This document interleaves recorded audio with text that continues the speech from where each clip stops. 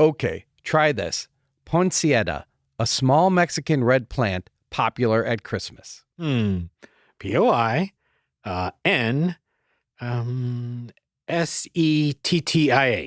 Right, good.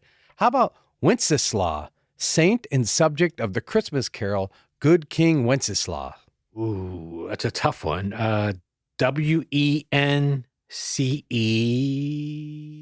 Wenceslas. Wow, perfect. How about wassail, a mulled wine drink for Christmas Eve? This one's kind of easy. Wassail. All right, last one. Corpulent, large or portly, fat. Santa is portrayed as corpulent. Interesting, but I got this. B-O-B. Hey! Friendship over! The following podcast contains graphic descriptions of international celebrating and global merrymaking. It may not be suitable for angry or unhappy audience members. Listener discretion is advised. You've been warned. Have you ever seen any of those foreign films? I don't like them. Lord, you! Freundliche Weihnachten! Some are born great, others achieve greatness, and some watch Christmas movies. Von Natale! Alles Kerzen! We are the Wild and Vinegar! Well, they're both festive, aren't they? Joyeux Noël! And we are the festive foreign film fans. Well, Merry Easter, Mark. I don't even know what to say. Well, I was going to say I hippity-hoppitied here today, and I do have my bonnet on. You do, and you look quite attractive. Thank you. I can't wait to see you parading down Fifth Avenue when you're in your bonnet and your new Easter outfit. Because, Mark, it is that time of year again. Time to watch all our classic Easter movies, sing our favorite Easter carols, and wear our favorite ugly Easter egg sweaters. I am so excited to talk about Easter. Okay. We are about 2 weeks ago before the holiday. Yes. So we decided we can change and take just a look at the other Christian popular holiday. Yes. And actually, we thought we would wrestle with the question. It's a theological version of, is Die Hard a Christmas movie? The question is, which is more important, Easter or Christmas? It's pretty deep for two knuckleheads like us to handle. I know. I just wanted to eat some jelly beans. So, when you consider this, you say, okay, with all the commercialization of Christmas, right? Yep. And what it's inspired, just think about all the podcasts out there like ours. You would think that Easter is kind of a lesser holiday, right? It doesn't get the same kind of entertainment oomph that the other ones that Christmas does. But is that the case? I mean, if you really think about it, you could argue without the birth of Jesus, you wouldn't have his resurrection. And some might say, well, Easter, it's a little bit hard to be celebratory because it's death and suffering, and where Christmas is birth and life and a baby. When Gallup did a poll, 93% of Americans celebrate Christmas, but only 79% celebrate Easter. That's an interesting poll. I wonder, was that focused on just the general celebrate, or was it about the religious aspects of it? It was like a general public, statement. and they didn't ask if you were Christian or no. So they just said general American populace. So, you could say 79% still is a lot. Right. Right. But it's not high as 93%. Right. And only 2% of Americans consider Easter to be the most important religious holiday. So it's shocking to me. It is to me too, especially for someone who was raised Catholic and what they say in church. Christmas may seem like the bigger deal, but the resurrection and the forgiveness of our sins, right, That's the fulfillment of the scriptures. That is it. That is the holiday. Well, I mean, the death on the cross, right? So usually we'd celebrate that with the veneration of the cross on Friday. And then the Easter Vigil Mass on Saturday. Those 3 days, those 3 events in my household growing up was sort of the epitome of a year. As an altar boy, you were blessed and excited if you got picked to serve in part of those services, especially Easter Vigil. Yes. And exactly. Easter Vigil is like 3 hours long. And I don't know if Sue's ever been to, my kids never have been to, so I could never convince them of my excitement to go. But Especially when you put on that altar boy outfit. They were like, what the heck, Dad? Yeah, right. I mean, that 2% is just, that's crazy. Cause I would say that spiritually, I get more from those 3 days of the holiday than I do from Christmas. I find the Christmas religious things, especially like even going to mass, is everybody's in a hurry, including sometimes the priest, I swear, to get out. But anyway, I digress. No. But that 2%, I'm curious because when you were a kid, what were you more excited about, Christmas or Easter? I mean, the presents part was kind of cool, but I would say probably from 7, 8 years old to my early adulthood, it was still Easter, the Easter vigils, like those 3 days of Easter. And I think a lot of it had to do with my mom. I'm sure your mother was a huge influence because I was like, Mark was a very mature child because I was thinking, as much as I love the candy and Easter baskets and all that, and the stories around Easter I thought were kind of interesting as well. There was more to them than just the birth of Jesus, but from a marketing perspective, you think about it. For sure. The reason why they may say that Christmas has become so much more popular is because a lot of the traditions have come out of the stories. True. Washington Irving, Clement Clark Moore, Charles Dickens, through their stories. And what happened is Christmas got identified with childhood, preserving childhood, appreciating, celebrating childhood. So having a family at the center of Christmas, having a baby and centered around children and childhood was such a more palatable and inspired story to tell. Absolutely.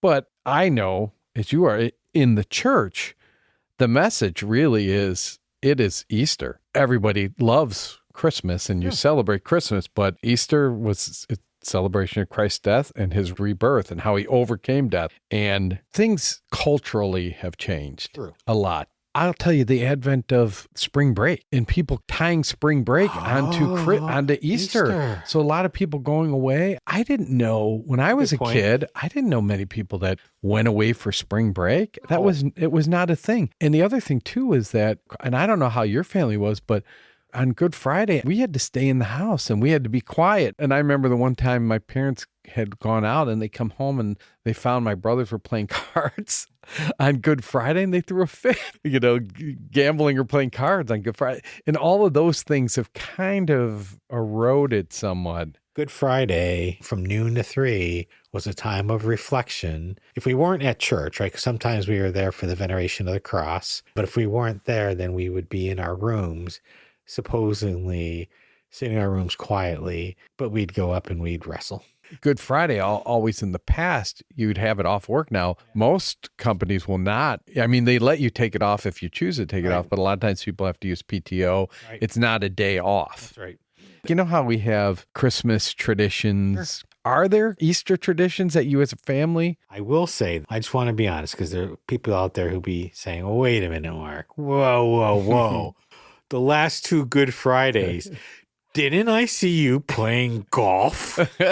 Mark, whoa. Mama, pray for me up in heaven, because it's true. And Is this a new Easter tradition? Well, yes. I've got to move over here because I don't want lightning to strike me too. Yeah. So again, I mean, I should stop it. And I'm not going to blame anybody but myself because I make choices. But a friend of mine who has been participating in a Good Friday golf outing for 30 some years. Wow. And when I first heard about it, I was a little bit like, really? 30, 40, 50 guys who go and play and there's competition and we bet and gamble on outcomes. And 2 years ago, I won the green jacket of the outing. I hope your sins don't rub off on me. Well, also going back to sins and forgiveness, right, for the holiday. I remember growing up too that we were told or instructed that you had to go to confession during the Easter season. Where that came back is when we put my kids through CCD, we had to go as a family. We would go. That's right. Yeah. But anyway, go back to traditions. All my holiness that you might have heard in the first 7 minutes of this podcast. I play golf on Good Friday now. And guess what? So does my son. That's what you're passing on to your kids. But I think the hiding of the Easter eggs, Yeah. Easter egg hunts, hiding the Easter baskets. Yeah, we still do that. And the other thing, Mary Ellen's family has this, and it's really funny because we started it, and now we all when the family's together, we do it. And it's become very competitive where you put a board up at an angle and everybody has an egg. You have your egg. Okay. And you roll it. And if you hit an egg, that person's out. And you keep rolling them until everyone's knocked out. And the person who's left, we usually have a bunny that you win the prize. As our kids have gotten older, oh my gosh, it's like so competitive. They're picking their eggs very special. They're trying to roll them. It's very funny. I'll have to see that. That sounds like a lot of fun. But yeah, we did Easter egg hunt in our backyard with the grandchildren the last 2 years. But you weren't there because you were golfing. No, that's not on Good Friday. I deserve that. And I still remember this. I don't know exactly how old I was, probably a little bit older, like 10, 11 years old. The best hiding spot that the Easter Bunny ever put in my Easter basket was in my bed. Oh, after you got out? So I woke up, it's Easter, we're yelling, hey, we're running all over, we're looking. Everybody found theirs. And of course, the longer it took for me to find mine, the more my brother frustrated. Yeah. You didn't get one. I ate your candy. And I looked everywhere, every nook and cranny of the house. And I was so upset. And my mom's like, well, you should just go back to bed, close your eyes. You need to calm down. Because I was really angry and upset. And I went back into bed and I closed my eyes and I moved my feet and I opened it up. I'm like, son of a gun. Like that Easter Bunny. And I went from being so prankster. angry to being like, wow, that was a great spot. Well, one of the things that I would do as part of an Easter tradition is the movie that we watched for this episode. And to me, I so related to Easter. I know that maybe that you didn't, but because it was just like the classic 50s epic film, very dramatic, scene chewing, heavy eye makeup, chariot races, camel horses, 10,000 extras, CinemaScope, and there's a little bit of Christmas in it. And an intermission. It's Ben Hur. Superman. Ben Hur. Yes. I want you to tell us about Ben Hur, but we got to go back to Christmas land, Germany. Stop loafing around. We might think it half baked, but we need an answer to last episode's trivia question to see if we're all on the same grain wave. We asked how many different varieties of bread there are in Germany. The Central Association of the German Bakery Trade boasts that there are 3,200 different types, and that's not crummy. If your answer came within 100 loaves of that answer, we owe you a sticker and our solemn promise to put these bad bread puns to bread. Oh my God. All right. Can I get a relief get him out of here? Want to watch an Easter movie? Easter movies are our bread and butter. We eat Chinese food and watch Easter movies. I heard it's the best Easter movie since Ben Hur. Let's go back to 26 AD during the Roman Empire, where we find a wronged Jewish prince seeking freedom and revenge. Yeah, so Ben Hur, it's funny. Probably everybody listening has watched it, right? Let's talk a minute about the actors and we can talk a little bit about the movie. Charlton Heston is Judea Ben Hur. And of course, Charlton Heston is known for a long list of historical figures, particularly in biblical epics. He was one of the top Hollywood's leading men in his prime and a good looking guy. Yeah, big, absolutely, strapping, right? Mm-hmm. He appeared in 100 films over the course of 60 years. Wow. That's amazing. I know. It's crazy. He played Moses in The Ten Commandments, and he won the Academy Award for Best Actor as Judea Ben Hur for this film. After these appearances, Heston remained a preferred choice to play historical figures. He was John the Baptist, Michelangelo, the Spanish legend Rodrigo Diaz Vivar, and he remained busy in TV in the 80s and the 90s and made his last film in a Holocaust-themed drama called My Father in 2003. Unfortunately, he was diagnosed with Alzheimer's in 2002 and died in 2008. A mega superstar. Can you imagine what he'd be like in today's social media? And he was a bigger than life figure. Everyone knows, and even my kids who are generations past him know. They've seen him in Ben Hur, obviously. They've seen him in 10 Commandments, Yeah. And John the Baptist. Yeah. I mean, he had that stage presence to command. I think of all the biblical figures ever, Moses has got to be the coolest. Oh, yeah. Yeah, absolutely. Separating the Red Sea. Well, and you see memes still where they use like the scene of him, like hold the 10 Commandments. Yeah. Also in this movie was Stephen Boyd, who played Masala. It's interesting. He was born in Glengormley, Northern Ireland, and studied bookkeeping and worked in the insurance business before becoming an actor. He moved to England and did some odd jobs as a waiter, a doorman, and was busking on the streets until he finally got a job at the only repertory company left in England. Imagine going, isn't that my insurance man? Masala? After performing on television with the BBC, he signed a 7-year contract, and his first film role, producer William Wyler was so impressed with Boyd's performance that he asked Fox to loan him out for the famous role of Masala in Ben Hur. He went on to make several other films, but his career really began to fade in the 1960s. So he started to spend more time back in Europe acting, and he died in 1977. So it's interesting. This launched Charlton Heston, but Masala, he does a great job. Absolutely. I mean, you hate him, but that only goes to his acting. Yeah. In my mind, they're equals. Yeah. You know what I mean? That what is amazing to me is also that he saw him in his first role, the director, and said, I want that guy. Right. He had to be really good. Amazing. And then the last act we'd highlight would be Haya Hararet, who played Esther. Haya was born in Palestine before the establishment of the State of Israel. She was first noticed when she won a beauty contest, and she is very beautiful, and made her debut in an Israeli film, the first feature-length production to be shot in Israel. It was an official selection at the 1955 Cannes Film Festival, and Haya won an award for her part in the film. She appeared in other films, but her most famous performance was as Esther in Ben Hur. She died in 2021, so not too long ago, at the age of 89 from natural causes, and at the time of her death, she was the last surviving credited cast member of Ben Hur. Wow. And she looks so exotic in this film. Unbelievable. Yeah, she does. Yeah. But those are the main three actors. And maybe picking up where you said that this was a tradition, this was Easter for you. It wasn't for me. And when we decided to review this film, I had some mixed feelings about it because, I never really liked Ben Hur. And as other movies came out in the 70s, like Jesus of Nazareth, Jesus Christ Superstar, that's what I really gravitated to. And so, but I would still watch the 10 Commandments. Yeah. And I do think, going back about traditions, I did watch the 10 Commandments with my kids. And I think that was typically the one that they would show on TV at Easter time. They did. Yeah. Yeah. It used to be Easter Sunday. Yeah. And I remember the first time being able to stay up and watch the whole thing. And so when we decided to do this, I sort of was like, oh man, I don't know if I really want to watch this movie because I had so many feelings about it. But I have to tell you, watching it again, I sort of, I'm changing my perspective here a little bit. Maybe I'm a little bit older now that I'm an official film critic. Now,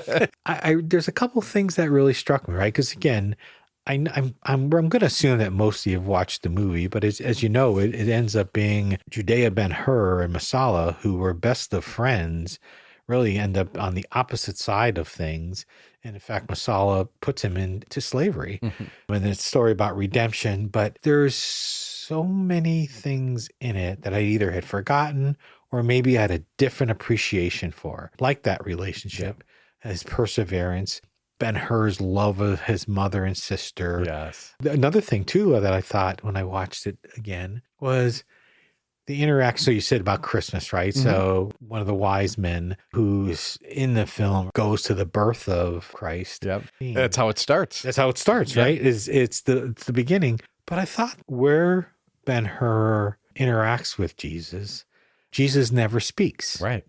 And I thought to myself as an adult now, of course, as a child, I think it's like, I wonder why that is. And so, I did a little bit of research, a little bit of things, and there's two different sort of points of view on this. One is from the United Kingdom perspective, it was actually against the law to portray Jesus in a talking role in any film. Now, this was an American film, but they were going to show it overseas. They're going to show overseas, and they're trying to make low. So there was that. But then the other one I've gravitated towards more, and I have a lot of respect for, is that the writers, the directors, the producers, they wanted God's presence to speak versus his words. Yes. I always thought it would diminish him. Right. Instead, you don't ever hear him or see him necessarily. Yeah. So as I watched it again and sort of now as an adult, like I went from, I don't know if I don't want to watch this to like, I'm really glad I did. And I got to experience it again. I don't know how many years it's been since I watched it. It had to be at least 20 years since I've watched Ben Hur. Yeah. And I walked away with a much different feel. And the part where at the end when Judea sees Christ being condemned to death and he's walking by Ben Hur, and he sees him and he flashes back to when Jesus gave him some water when he was a slave. And he says, I know that man, right?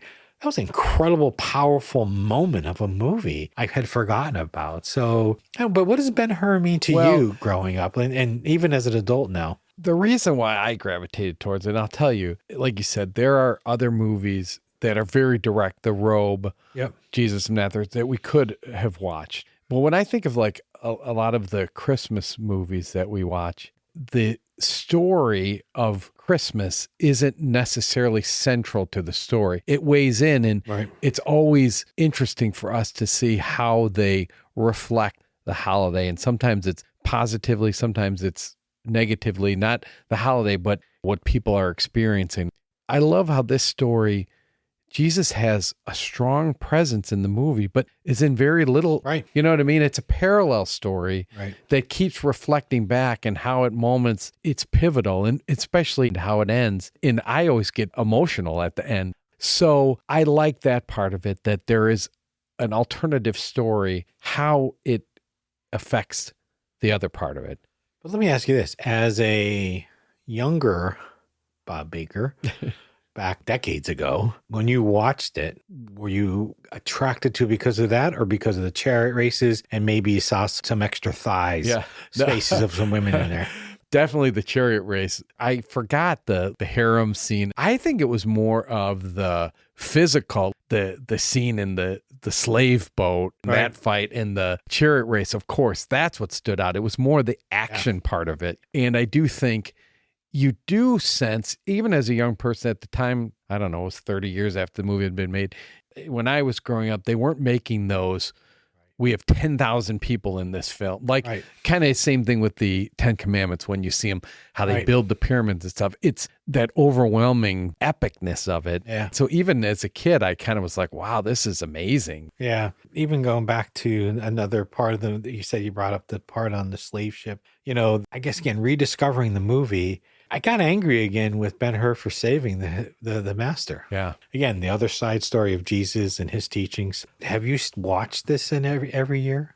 I would say it's at least every other year. Okay. What I run into is Mary Ellen's like, not Ben Hur again. Come on. Now, what I do love is my boys love the movie. Oh, do they? And we will always usually sit down. What's hard now is to get a block of 3-hour time to watch it. Yeah. So we'll probably watch pieces of it. I myself try to watch it. Will you hold Louis someday and watch it with him? Of course I will. Awesome. Louis, look at this chariot. Look at this chariot. Well, it's, the chariot race, which is funny because before we were watching it, like that's kind of what all I could remember was the chariot race. And that's it. Mm-hmm. And, there's so much more to it. You know how certain scenes stand out in your head that you remember from movies? Like there is a scene in It's a Wonderful Life where Jimmy Stewart's leaving and where they say, oh, if you don't stay, they'll vote with Potter. And he stops. Right. And the camera catches him and his face is completely, half of it's in a shadow and half of it's not. That stands out. And the one scene from this movie always is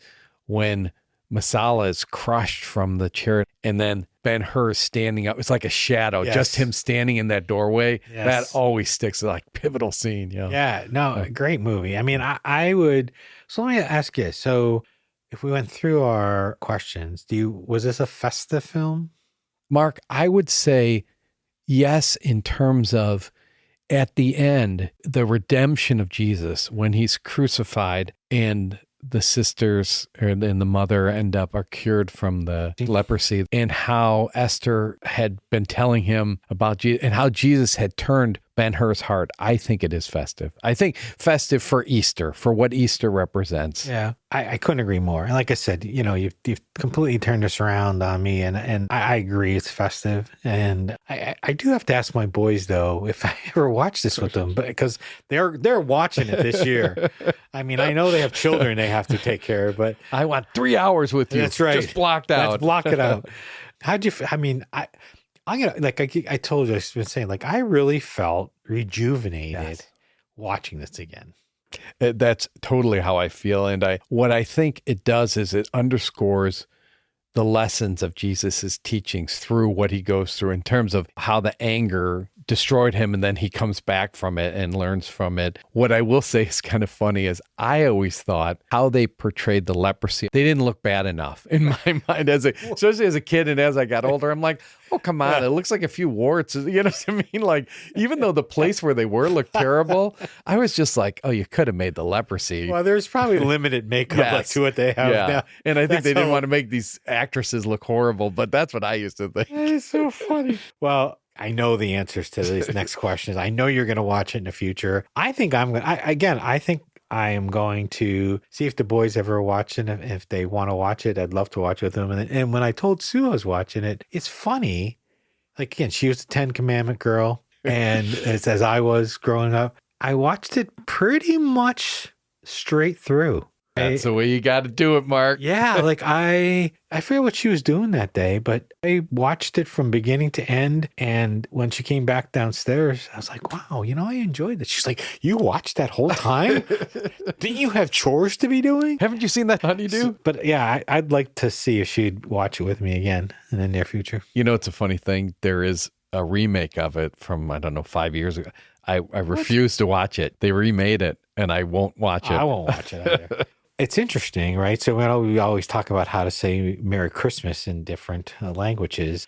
Is it appropriate to say Happy Easter? When you consider all the events we've been talking about, right, with Jesus being subject to whipping and the spitting and the thorns and on his head, crucified, nails through his hands and his feet, it does not necessarily feel at times proper to wish somebody to be happy, right? This traditional greeting is cheerful and upbeat, but is that really the message we want to convey? That is such an interesting question, because I have never, of course you say Happy Easter. Happy Easter seems to be kind of awkward. Now that you've said that, I'm like, you are celebrating Christ's resurrection, which is a happy thing. But my gosh, like you said, when you go through, especially if you do the Stations of the Cross and that. So I'm like hesitant.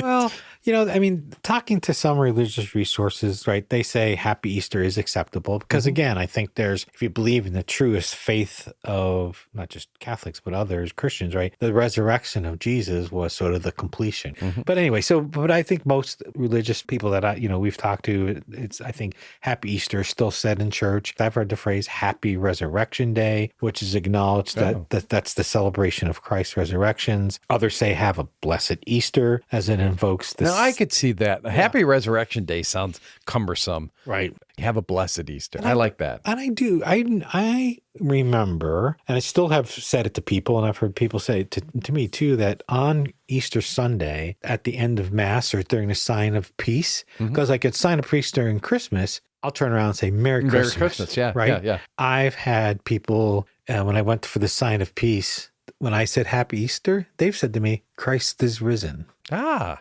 Yeah, and I thought, Christ like, is risen. That kind of was uplifting as well. So it's a good bookend to Happy Easter, Christ is risen. So then you don't feel so bad about saying it.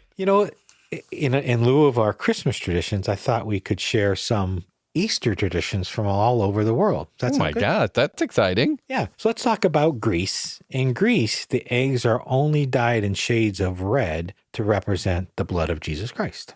Oh, Makes sense. okay. In Poland, they wish each other Wasalego Jaja, which translates to happy egg. They solved that the Jesus problem. Yeah. Why didn't I read that one before the whole Happy Easter? They also have a tradition called Simgus Dingus, which is also known as Lane Panajadawik, or Wet Monday, that happens on the Monday after Easter. This involves young men and boys throwing water on single women and girls. The tradition goes back to the 14th century. On Easter Monday, boys are allowed to drench girls with water and spank them with pussy willow branches. They also go from home to home with cheap perfume and spray it on the women there. And the young man may get a shot of vodka as a thank you from the girl's father. So I guess it's some kind of courting rite. But Mark, after you're done with it, say, boys, we're watching Ben Hur, and then have I got an idea for you? We're going to go out and just dump buckets of water on single women walking around. And beat them with pussy willow branches. In Sweden and in Finland, they have a folk story about a witch-like character who flew on a broom to the mythical island of Blackula on Good Friday to mingle with the devil, returning on Easter Day. Oh my goodness. On either Monday, Thursday, or Holy Saturday, children would dress up as these Easter witches and go door to door with their neighbors and wish people Glad Påsk, or Happy Easter, and get candy in exchange for homemade drawings or Easter greetings. So kind of like Halloween. That is sounding suspiciously like St. Martin's Day. It is. Oh, you know what, Bob? Going back to last thing, guess where the Easter Bunny is credited to being developed? Germany. No way. Honest to God, in the 1500s, that's sort of the first documented representation of this Easter Bunny phenomena, and it was in Germany. Oh my gosh. We got to thank them for all of our holidays. Everything. In Bermuda, people will fly homemade kites on Good Friday. According to the legend, the tradition originated when a local teacher struggled to explain the concept of Jesus' resurrection to the class. To help them understand, he created a kite to symbolize Jesus' ascent. These kites are usually only flown at Easter. Now that's a fun one. I like that one because usually you get the spring weather, you get a really nice day. Yeah, I like that one. And I like the creativity of the teacher too, because if, young kid, what's a rising? What does that mean? In France, the church bells don't ring between Good Friday and Easter Sunday to commemorate the death of Jesus and resurrection. Makes sense. The tradition is that instead of the Easter Bunny, these bells fly out of their steeples and go to Rome. I guess they've grown some wings to be blessed by the Pope, and then they come back on Easter morning. They also bring colored eggs and chocolate shaped like rabbits and eggs. Those magical holy bells are called La Cloche de Pâques. So look out for flying bells in France. So it's hard enough to point to that, like the Easter Bunny in a costume, and go, that's what's delivering the eggs. Could you imagine trying to tell your kids these giant bells fly through your window? Ding, ding. Okay. Oh my gosh. The last one. Okay. In Australia, Sydney hosts an annual duck fashion show called the Sydney Royal Easter Show. The ducks will display elegant daywear, evening gowns, period attire, and a bridal courtier. They even have tiny matching hats. The event tracks hundreds of thousands of viewers. In addition, since the rabbit is considered a pest on the continent, they have an Easter bilby campaign as an alternative to the Easter bunny. Bilbies are native Australian marsupials, and they're endangered as fewer than 10,000 remain. But they don't like bunnies in Australia. No, that I knew. So anyway, that's just some flavors of some Easter traditions from all over the country. I thought the Easter Bunny was kind of creative. I'm really impressed with some of these other countries. You know what? The water, we got the witches, we got throwing flying water. bells. Oh my gosh. But guess what? This calls for some Easter. Yes, this Easter music. What kind of Easter music is that? The least you could do is play some Easter music. Now back to Easter music. Bob, you know what I want to do for our second anniversary? What's that? Take the night off. What do you mean? We want to hear from our listeners. We'd love to have you on our show. Record a message or send a note and we'll read it out loud. Share a story with us. Did you ever spend Christmas in a foreign country? Is there a place you dream of visiting? What world customs do you still practice and are passing on to your kids? Or is there a favorite 4F episode that you like? Or maybe a favorite intro bit? Have you watched one of our movies or added one of our foreign Christmas songs to your holiday song rotation? We love top 5 lists. Tell us your top 5 Christmas baddies, top 5 countries we haven't covered, or your top favorite Christmas foods, because we love food on this show. Did you like our live show? Should we do more? What should we do differently? Whatever you want to comment on, you send it to festivefans@gmail.com. We'll put it on our show, and you'll be super popular with all those festive foreign film watchers. You know, the ones who speak English and listen to podcasts about Christmas.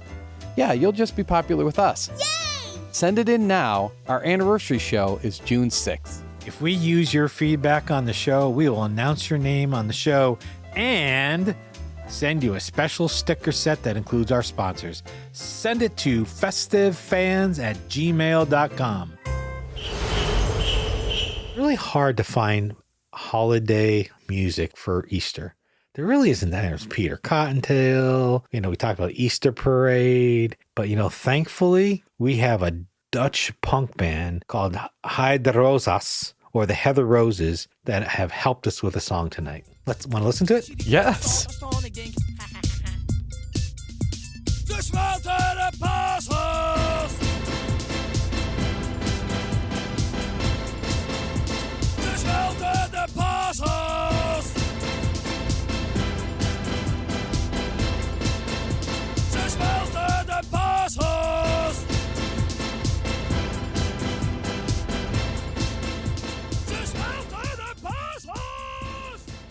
They Melt the Easter Bunny is a humorous song by the Dutch punk band The Heather Roses from 1992. It originated as an improv joke in the studio and then was added as a bonus track to the first album. It became a cult hit that is still popular today, so popular that Dutch Bargain, a brewery in the Netherlands, collaborated with the band to release a tribute beer last year named after the 30-year-old song Ze Melten de Pasjes, which means they melt the Easter bunny. In fact, when you listen to the song, you hear in the middle they keep saying Ze Melten de Pasjes, Ze Melten de Pasjes. But think about that.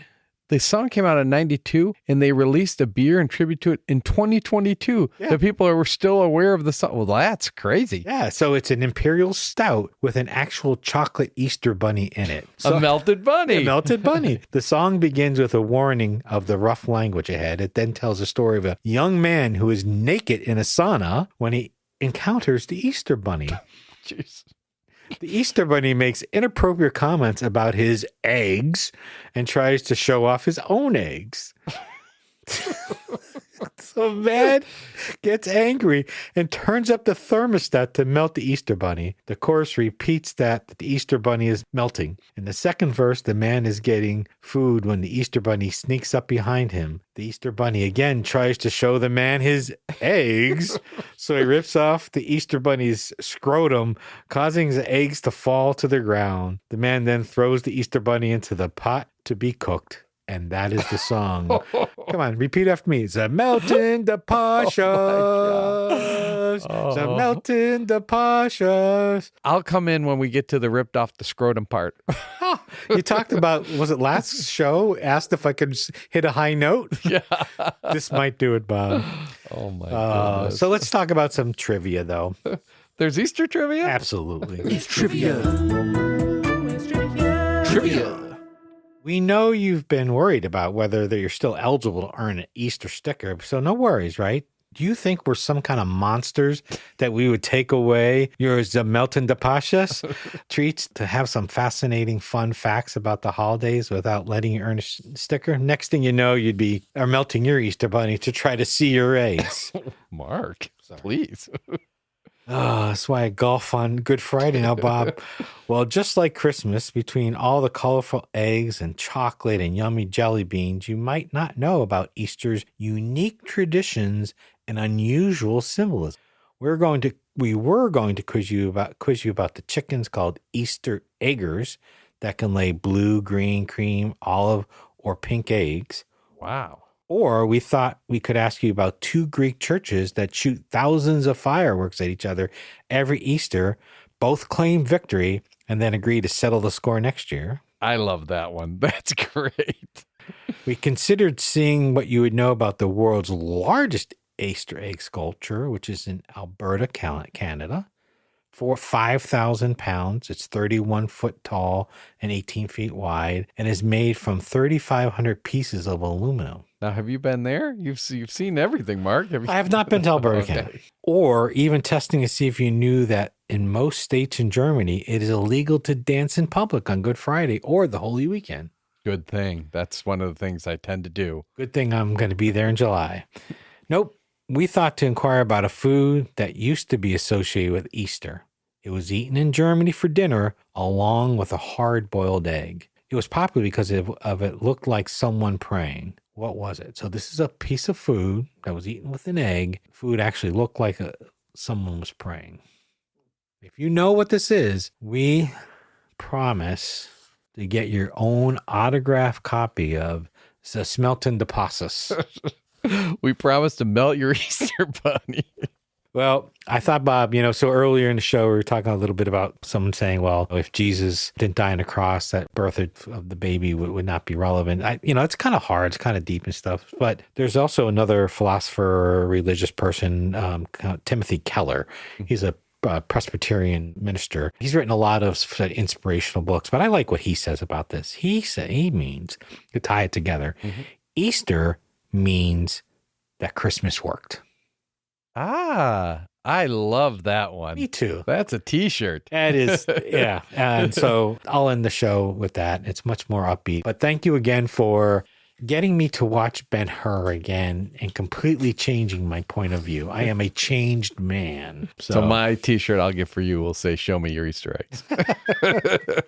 Hey, but don't forget as we wrap up, don't forget just thinking about what your favorite 4F shows are, right? Listen for some ads about our upcoming anniversary show. It's just over the horizon. So start making your list about all the things that you love about Bob and all the things you hate about me.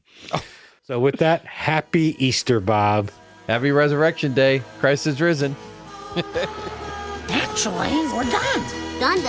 It's over. It's over. It's over, kaput, finito. It's over. It's over. It's over. This has been a Waysound Studio production. And sound engineering on our show is by Jake Fontana.